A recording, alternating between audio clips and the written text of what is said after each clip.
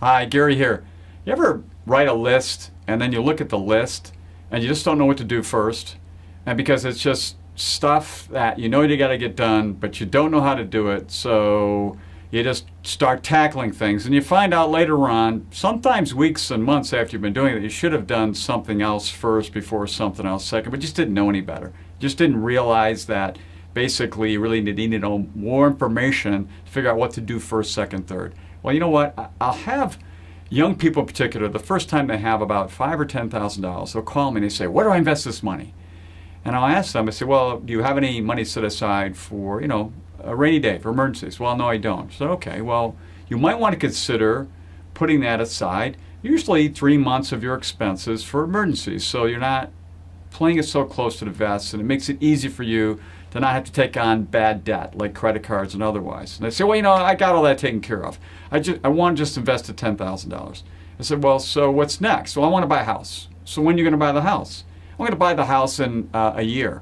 So let's make some money on my money, my 10,000. Well, another basic here is that 10,000, if you go to any of the risk markets in a year, it's like playing blackjack or something else at a casino. You never know what the result's going to be because it's just too short a period of time. So if you really need the 10,000 a year from now for a house, you can't do that. Well, then I'm frustrated. What do I do? Well, there's some basics here. If you got an employer, you probably want to start saving some money there to be able to do this long-term investing, because most likely in a 401k you're going to have that for the long term. That matches up with long-term investing. If you're asking me about investing from the standpoint of long-term, then it has to match up with a long-term goal. Let's say you want to buy a house 5 or 10 years from now and you need to save the money. Well, now you can start investing in the market. So there's a couple things that come into play here. One, you have to have your emergency fund set up.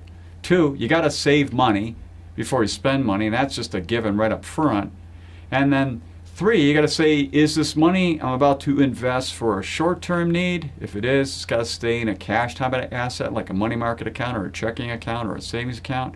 Or is it from a longer-term investment? Well, then you can go out and get stocks and bonds, but you have to look at the time frame.